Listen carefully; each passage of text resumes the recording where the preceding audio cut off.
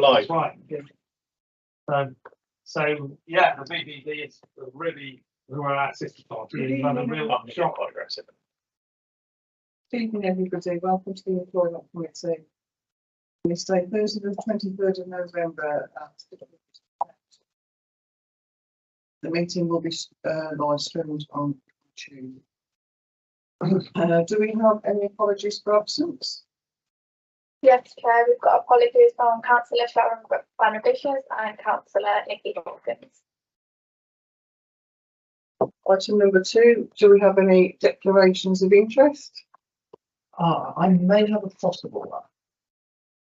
And that is, you have here an item to do with one of our parts people who's requested a department or whatever. But I actually train some of the tough parts people, so it's a tenuous reason, but as I do train some of them up that they're mentioning. Yeah. Any more? Item number 3, minutes of the previous meeting. We do it page by page. So page 3, page 4, and page 5. Councillor Robertson. Thank you, Chair. Just the fourth bullet point on that page, the minute states that the committee should consider at a future meeting whether a similar report regarding disability should be developed. Just wondering what conversations you've had with officers about bringing that forward. I sent an email to Kerry Judge and I haven't heard anything back yet, so I will take that in. Thank you.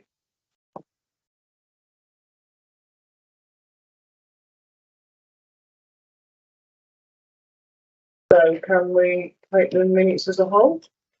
Move it, Chair.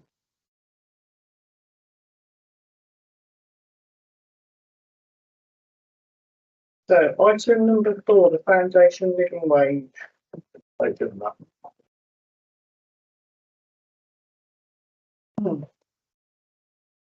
Thank you, Chair. I'll take this report. I'm pleased to report that since drafting this report to bring to the committee in the agenda pack, we have managed to get the assurance from both LWMTS, the company that's wholly owned subsidiary of the council, as well as the agencies that support our joint waste service, that they will indeed be applying the real living wage of £12 per hour with effect from the announcement date that was formally made on the 1st of November. So hopefully we'll get all staff paid and back paid for that for the latest. I think it'll probably be January for our own staff, because at the moment we're still processing the back pay. But this report, I believe, was at your request, Chair, just to update the committee on the progress made since the commitment was made by full council in February, and that we have made good progress. We have got the agreement basically signed, and it was just waiting for this final hurdle of making sure that we comply with the current rates before they issue all of the relevant documentation to us. So I'll be working on that in the next few weeks with the relevant payrolls for each of those areas to ensure that we can start proudly wearing our badge of paying the foundation living wage to our staff. Happy to take questions. Councillor Benyon. Just on a technicality, presumably you can sort of make this commitment, and then if, for instance, I mean, it is rather outsourcing really government policy to an NGO, which I find difficult. But presuming if that particular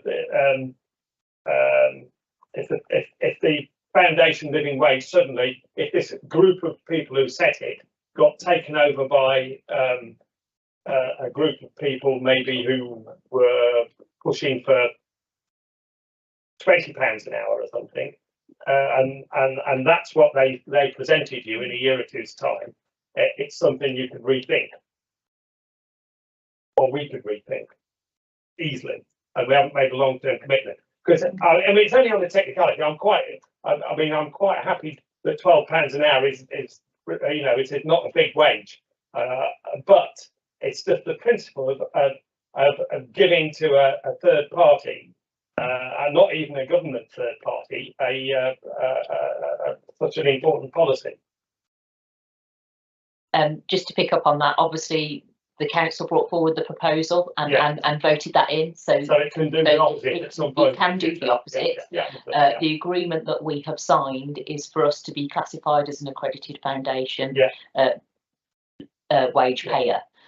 So as long as we maintain that affiliation and as long as they say it's sensible, we'll probably do that. That's the extent of the agreement. There is an exit clause that's in there, but it is linked to us continuing to pay the foundation living wage. Councillor Robertson. Thank you, Chair. Surprised to hear that intervention from Councillor Benyon, because I believe it's actually delineated in the papers that it does commit us to doing so for 6 months and no longer. So that is, I believe, in the explanatory notes. But I would like to just start before I jump into anything else to thank the Chair, kind of my request for bringing this forward, because it has been a while since Council passed that resolution, and I think it's worth mentioning for the purpose of the minutes and for the purpose of the 7 people watching online at this point, that the delay is not at our end, but it's with the JRF, because I think this is something that's really important. We've actually been paying the living wage to our staff for a number of years now. It's just actually making sure that we are belt and braces, and we're kind of celebrating the fact that we're doing the right thing.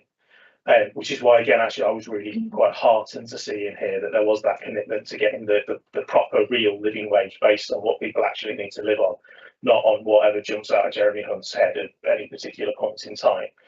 Because that's a really key point of this, is if it's a living wage, you should be able to live on it. It shouldn't just be somebody in Westminster going, oh yeah, that'll do.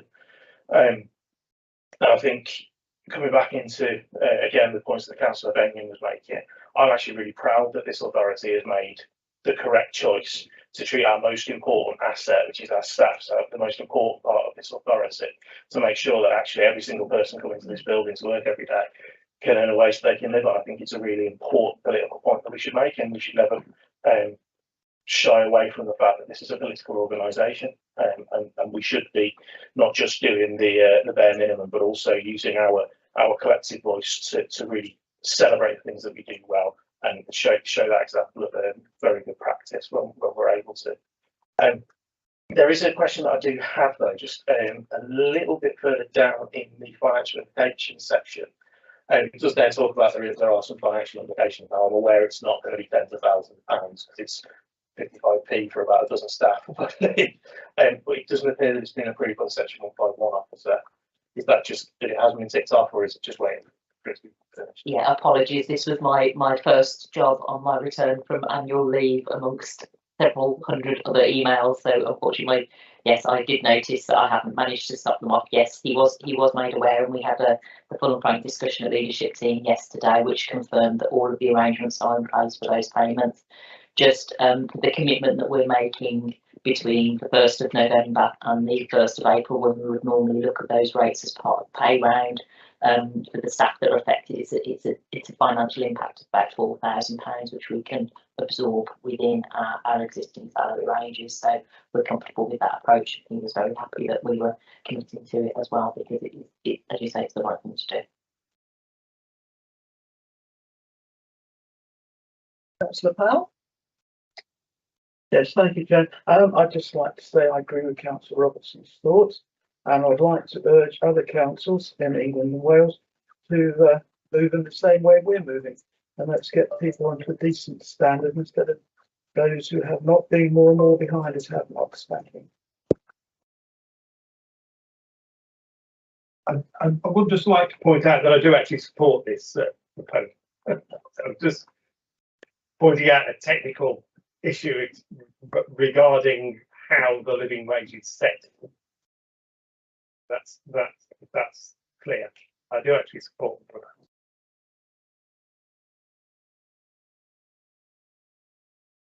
Any more questions?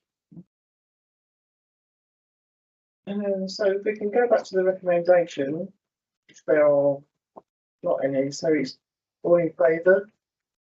I think it's a noting.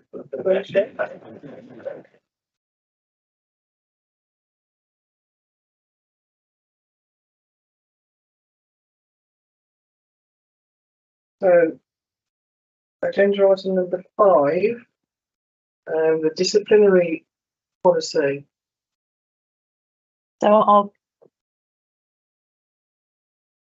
So Chair, I'm going to be giving feedback on that, and hopefully everyone has had an opportunity to read the report.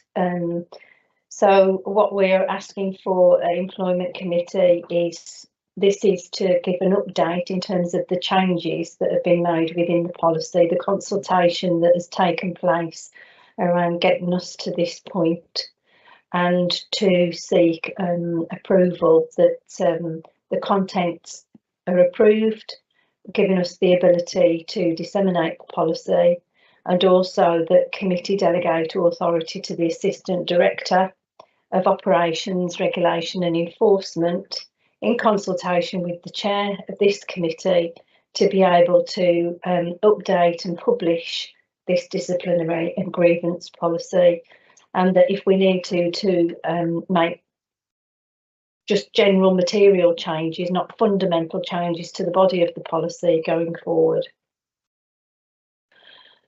So the policy, just a bit of background to give you as to how we've arrived today. Back in 2022, it was noted that the existing disciplinary and grievance policy needed to be reviewed, as we do with all of our policies.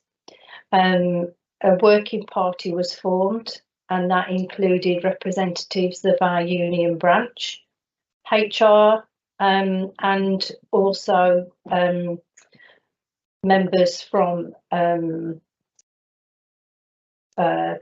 working parties across the council. So following that, much of the changes that followed are included in the policy. Also in the papers that have been submitted is the previous policy, which is the 2020 policy, and you've also got the revised policy, which is now 2023 for comparison.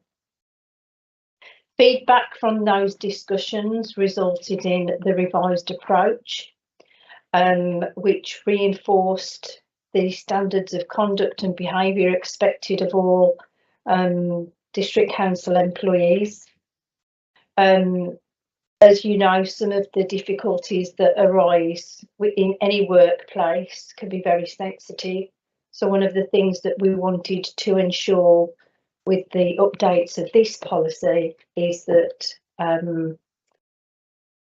those situations are dealt with in a fair and transparent manner, and that would also include dealing promptly and respectfully with those difficulties, in recognising that there is a code of conduct in place and honouring the working relationship between employee and employer. In consideration of the policy, we looked to the ACAS Code of Practice and the revised guidance, and also the Officers Code of Conduct, and the additional Code of Conduct that we've got as reference guide.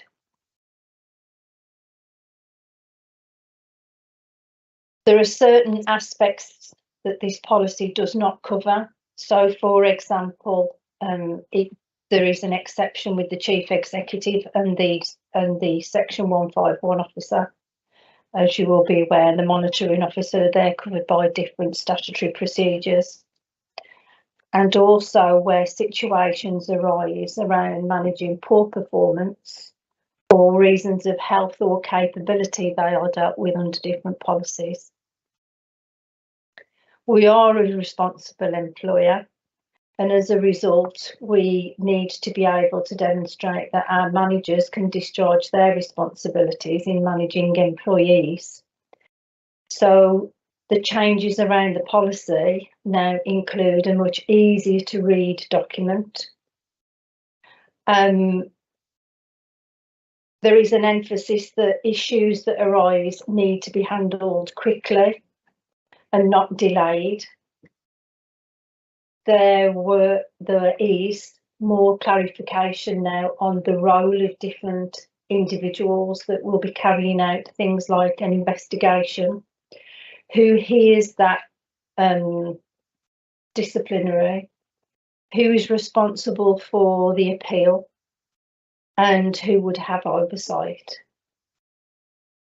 There is more clarity now around the agreed outcomes, giving managers more flexibility to try and resolve the issues at an informal stage rather than it escalating to a formal disciplinary or grievance stage. We have also added in the contents on page 3 of the equality statement, bringing the policy more into line, demonstrating that we are fair in the way that we deal with our employees and that we are transparent in everything that we do. So, Chair, members of the committee, I'm quite happy to take questions from you. Accept there's a lot in that policy, but there's not massive amount of changes, but the fundamental changes that are more prominent are the ones around who actually is doing what at various stages and making the policy a lot easier to understand and to be applied within the workplace.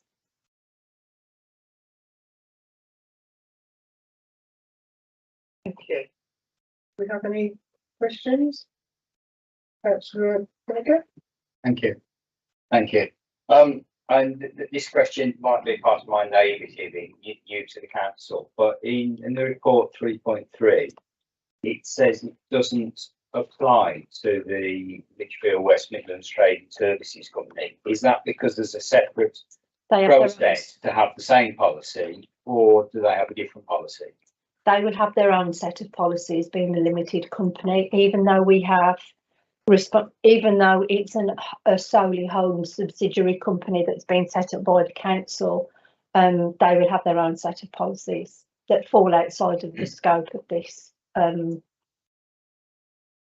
disciplinary policy. Could I come follow up on that? Because if there are people who, because some people who work for that company work alongside council officers, it seems strange that if this is regarded as the good policy we want, and they're going to be working side by side, why the same policy, even if it's adopted in a different way, doesn't apply to those staff that are controlled by the council.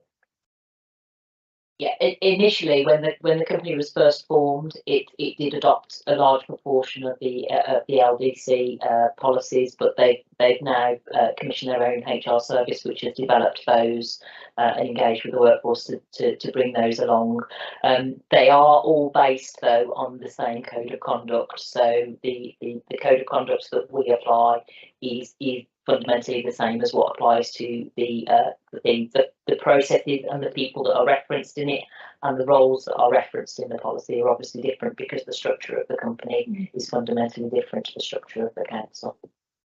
So they're based on a very similar concept and the same principles, but they may have slightly different wording and slightly different reference points within that. Councillor Powell? Yes, thank you, Chair. I just wanted to say the work that you put into it really has made a difference when you read through it. It's a much smoother document, and I can see people actually be able to understand it. And if you can understand it, then maybe that will make life more easy for people, more pleasant for people, without having to get into legally disciplinary matters and things like that. So I just say thank you for doing it. And that was part and parcel of the reason why the working group got together with unions to do that, was to make it a much more simpler document and to avoid the many questions coming to HR and giving managers much more autonomy in resolving some of those sensitivities and difficulties at an informal stage, with managers knowing what they can and can't do. Councillor Robertson? Thank you, Chair. I originally read through this and I didn't think I'd been too Dave about it, and that's my notes and I have, so. So the first one, it talks about how the disciplinary grievance policy will form part of our employees' contractual entitlement. I presume we're going to go ahead and make the change through collective agreements. Yes. And following on from Councillor Bragg's point on that, I think if we can just make sure that we remind our colleagues in the LAC code that they don't currently recognise unions, they don't currently have that option available to them, and the significant advantages and cost savings that are available because of our recognition of the trade union. You're nodding, you can see where I'm driving at. I'll move on. Yeah, the next few are just a couple where I think potentially we might reach tighten up on some wording. So at the top of what ModGov is calling page 18, I think it's page 4 of the policy. There is the requirement in there to make sure that the representative manager should always go to HR to ensure that the council advises the union. My understanding is the ACAS code and indeed the Trade Union Labour Relation Consolidation Act says that no sanction more serious than a first recorded warning should be issued until that's happened. Yeah, that is correct, yeah. And I just wonder whether it would be worth including that sentence in here, because somebody could read this, go, well, I've asked HR, I haven't heard anything for an hour, so I'm going to go ahead and do it, and then we find ourselves in hot water. So I'm assuming you're happy for me to just run through these, Chair. Yeah, fair enough. Thank you.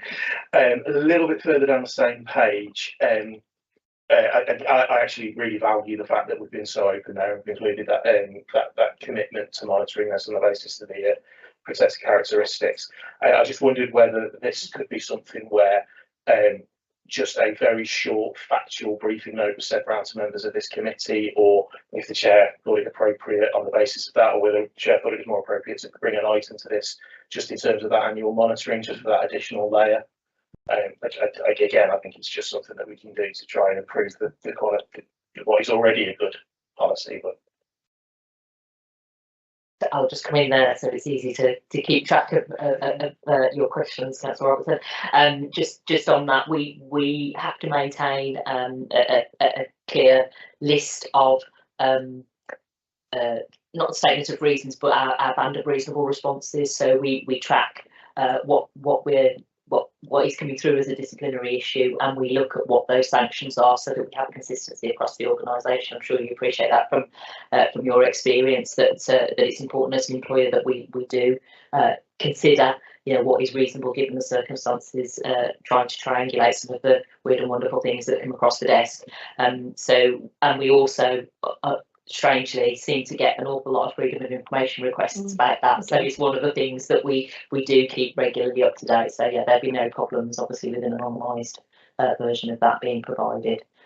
As we say, it's regularly asked for as FOI. Thank you for that. Thank you for that commitment. Just a little bit further down, what page am I on now? Page 4, I think I'm on now. So on page 3 before, I'm on page 4. No, I think I'm on page 5. Sorry, yeah, the section on HR there where it talks about the responsibilities of HR. And would it be appropriate in there to say that HR has responsibility for keeping track of the training of managers, to make sure the managers have had the training on this, they can administer it correctly? Yeah, we can include that in there.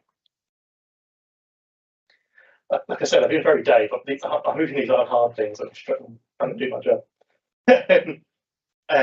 My next one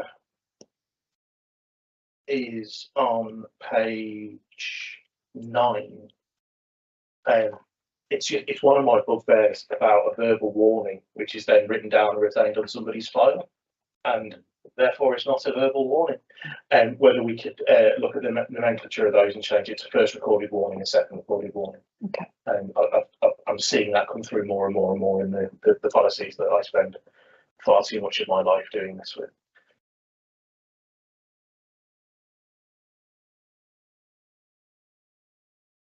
And then down to page 11, if I can, the paragraph on suspension, saying that this information will then be sent to the employee in writing within 10 working days. That's correct. That is correct. 10 days to get the written confirmation of the suspension seems quite long in my experience. That is in the old policy as well. So we've lifted that off and we haven't made any changes to that, what was originally agreed. That is something that we would have to consider and talk to unions. Yeah. But we can, if that is an action from you, then we can do that, Councillor Roberts. Yeah, I mean, if you can take that away and have a discussion, and obviously Yeah. hopefully we're agreeing the delegations to make those non-fundamental changes. That could be discussed. I'd appreciate that. A little bit further down on page 11, the first paragraph of criminal offences. In my, albeit quite limited experience of these happening, I think I'm going to struggle to get beyond both hands of situations I've been involved with where this has happened. It's pretty usual practice in my experience for the employment investigations to pause if they are requested by the police. And I understand that it's included in the clauses here, but maybe if you were somebody who was subject to that, you may not pick that up, particularly if you're in a stressful environment. So whether you drop another sentence in there just for that clarity. And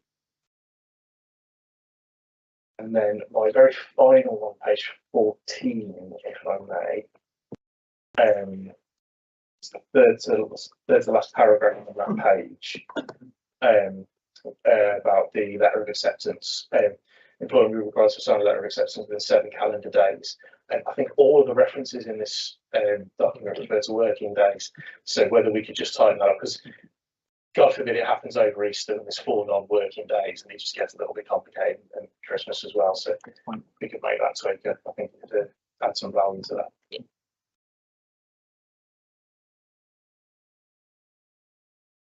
Well, I had one point, but you've raised it, and it was on the clarity of when a warning to warning. So I think it's been covered. Okay. Sorry, Phil. Yeah, it's all right. Spiked your gun. I only had one. Okay, yours has been covered, hasn't it? Thank you. Oh, do you have any more? So I'll try and thank you. Just for that. Makes life a lot easier when it's simple to understand. So members, are we happy with the recommendations with the adjustments that Councillor Robertson has mentioned? And I'll read these recommendations out. Can I just point out that we obviously will need to confer with our ELG representatives when we next meet with those to be able to come back to you on those. So that's probably just a couple of weeks. So the recommendations that we Sorry, Chair. Just on that, we're agreeing with delegation in here, so I'm comfortable that actually, rather than have to come back to us in 2 weeks to have another round or anything else like that, to take those points as part of that delegated authority between you guys. So I'm very comfortable with that. So the recommendations at 2.1, it is recommended the committee approves the contents of the updated disciplinary and grievance policy as set out in Appendix A. And 2.2, the committee delegate authority to the Assistant Director of Operations, Regulation and Enforcement in consultation with the chair of this committee to update and republish the disciplinary and grievance policy in respect of wider application across the council's managing employee performance and conduct and the process of procedures to follow. All those in favour? Aye.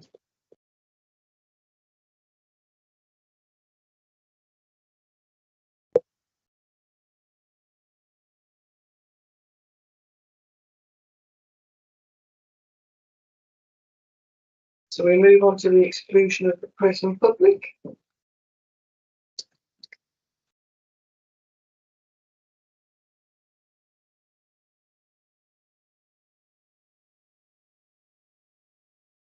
As publicly would be prejudicial to the public interest by reason of the confidential nature of the business to be transacted, the public and press to be excluded from the meeting for the following items of business, which would involve the likely disclosure of exempt information as defined in paragraph 7 of Part 1 of Schedule 12A of the Local Government Act 1972.